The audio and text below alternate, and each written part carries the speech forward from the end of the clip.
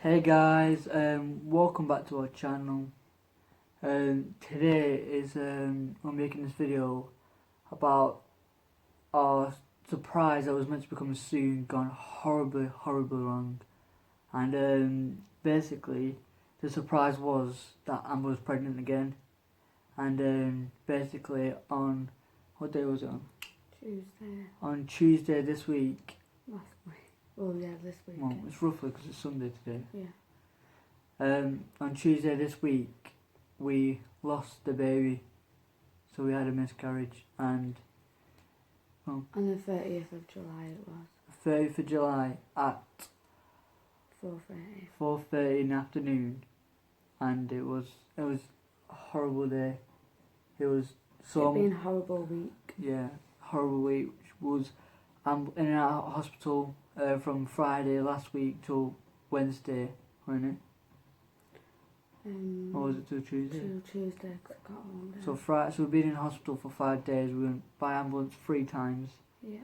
Because she had blood coming out of it. It was just really Horrible. and a very hectic day. But We actually had a lot going on. So on the Friday I started bleeding.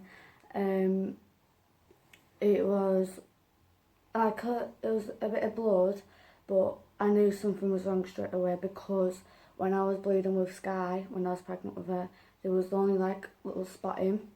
And this one was when I wiped, there was quite a bit of blood. Not a lot, but there was quite a bit of blood. But then when I'd wipe again, there was nothing, and that was happening on Saturday as well. So on the Saturday, as you know, we had a wedding if you watched our last video. And I was still bleeding then. Again, it wasn't really bad, but it got to the point where I had to put a cilantro towel on because it did drip. It was only dripping a little bit, but it still dripped. I also had my little brother having to come and stay with us all this time since Saturday and the wedding day as well. And he's only 11 years old, so that was even worse. Like, it was just horrible. There was just so much going on. And then on the Sunday, so this is where I'm going to tell you about basically everything that it's like a timeline happened. from Yeah. Friday till the day it happened. So basically on the Sunday we Had a bit of concerns, like a bit of worry. Oh, and by the way, I had been ringing the hospital 111 since Friday, asking what I should do, what should I do, because we were so concerned. And on the Friday and the Saturday, they just didn't seem concerned about it. Never told me to go in or anything like that. So I was like, you know what, it'll just go away. I know it will just go away, and I just wanted to believe so much that it'll just go away. Oh, and by the way, this is my mum's dog. He's just staying with us for a bit. And I thought it would just go away, and it didn't. And then it came to the Saturday, and Sunday, sorry, and then I started bleeding heavily. Sorry about constantly saying about bleeding, but this is just what happened. And it got to the point where we had to ring an ambulance. But we rang up the hospital. They said that an ambulance is coming straight out.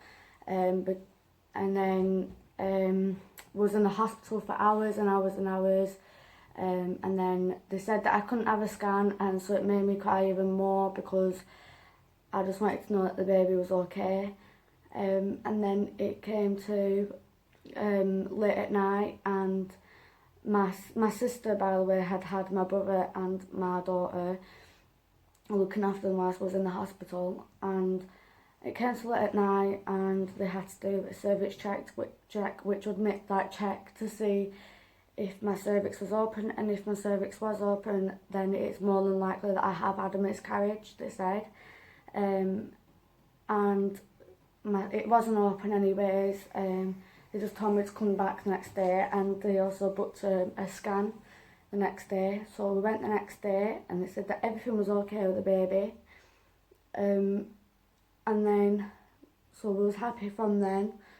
And then we went home, I was still bleeding, it got heavy, and then after a few hours of the scan, I started getting real bad pain, and then it got to the point where I couldn't even get out of bed, and so again went to the hospital by an ambulance, and I stayed with Sky yeah. that day, which it was hard for me to see her go in an ambulance by herself. And it was the first time of me being in an ambulance as well, so it was even more scarier.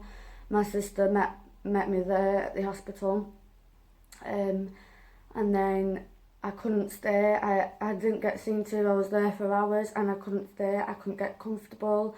All I wanted to do was lie down in a ball, and it was just horrible. And then I went home anyways at stupid o'clock at night, and I went to sleep, and I woke up next day and I couldn't get out of bed. And then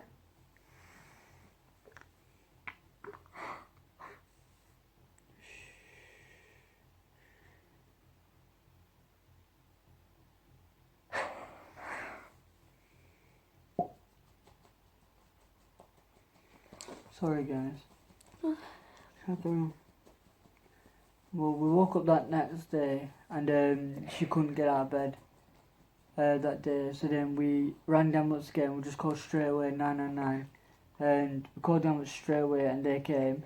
It took them about 5 minutes to come, and then we travelled to the hospital, but we went in the emergency department this time, so we didn't have to wait in waiting rooms. We got straight seen straight away, and then she was in so much pain. It was actually like she was in labour again, but like 10 times worse. that's what it felt like. It felt like it was 10 times worse. And it was just like, it was like a contraction after contraction, and it just wouldn't go away. And it was I was screaming and crying, and it was like little departments where it was only curtains, like you have to close or open, and I could just see, like, I just looked, and there was people going past, and even doctors just going past and staring at me like, what is wrong with you? And it was just absolutely horrible. And there was one specific person, he was in like another bit than me, but like opposite from me, and his curtain was open as well, and he was just staring at me, and it just made me feel even worse. It was horrible. And then basically we kept saying to doctors like, she's in too much pain, she gotta get seen right now. They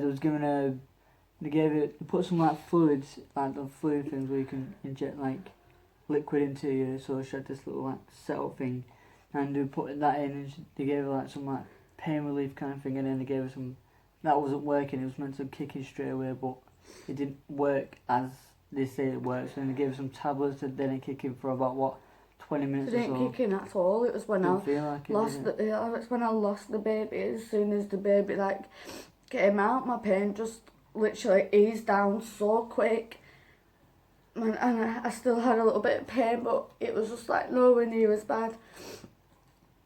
But they rushed me to this, I can't pronounce what it is, like this department, and it's just gynecology or something like that. The gay day unit, the gynae day. And because I was in that much pain, they had to take the bed that I was already in from the other department. They had to take me in that bed to the gynecology. And when I got there, they went over this little bump, and I felt something come out, and I was trying to say that something's wrong, and I felt something, and then they couldn't hear me because I couldn't talk properly because I was in that much pain. And then I got to where I was meant to go, and I had my own private room. Then we got to the place, and she was still laying in the same bed, and as she got up, the bed that she was laying on was blood running on there. Yeah. And then when she sat down, she stood up and then sat back down, so obviously it pushed most of the blood out. And when she sat down, the bed was covered in blood running. Yeah. So when I got up out of the bed to get into the other bed, I just felt everything then come out, and everything. I mean, it was horrible, and I started crying. I was saying that the baby's just dropped out, and I know it's the baby, and I knew it was the baby because as soon as it came out, my pain eased down so much. And then I was like crying, and I was telling them that it's the baby, and I know it's the baby, and David was telling me not to think like that, it won't be the baby, but we just knew deep down that it was.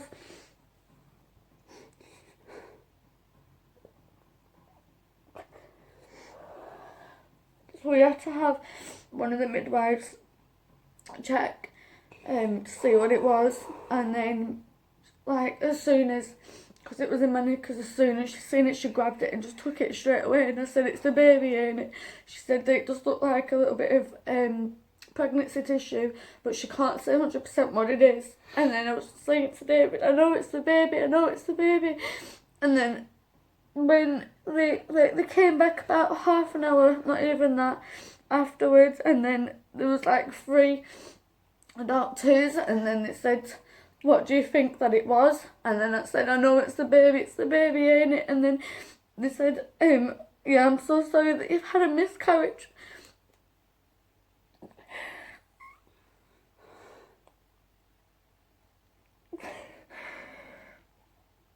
Miscarriages run in both of our family, but my mum's not had a miscarriage before, so I just thought, it never happened to me, I won't ever have a miscarriage.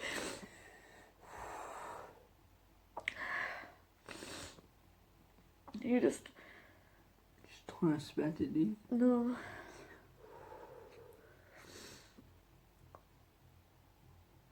And then it was at 4:30, and then they gave us time to grieve, and then we wanted to see the baby, so they let us see the baby. And it came in this little blanket here. Came in this blanket. It's still got a bit of blood off on it, but we don't want to show the actual picture we took, but this is what they had on it. A little saying. And then this is the pregnancy test that we still kept. Got 2 lines there. And then this is obviously just what I had done at the hospital. And then we got 2 scans the day before, and it said that everything was okay with the baby, which just, to me, it just doesn't make sense. It just doesn't make sense how the baby was okay the day before, and then the next day it wasn't.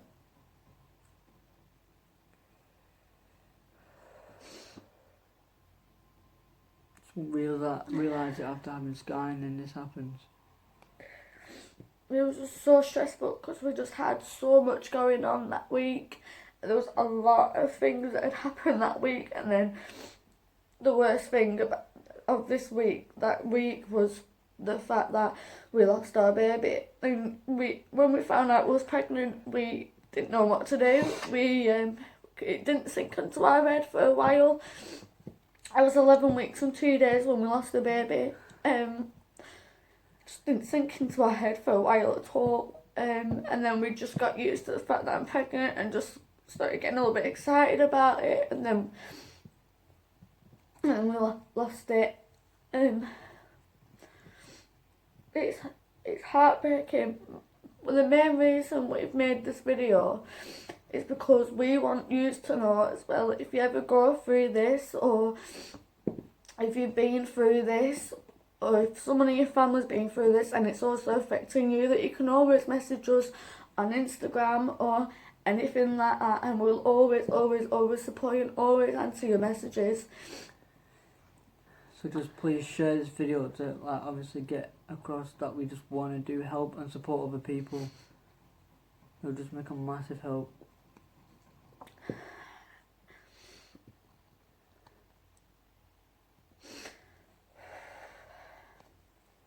And we are very sorry as well if this affects you guys in any kind of way. It's affected a lot of people. My brother had just actually started getting excited over this baby.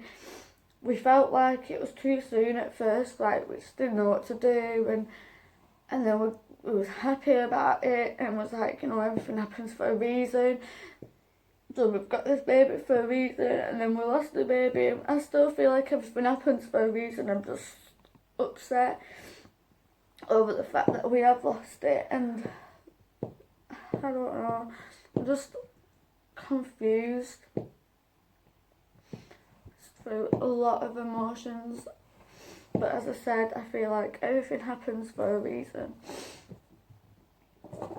Please, Lord, message us if you ever feel down, if this has happened to you or somebody in your family, because we'll always support you, because we know how hard it is. It's just hard. But I think we're going to end it here anyways. But thank you for watching. Please like, Comment, subscribe, and just share this video. Support everyone else out there. Bye guys. bye.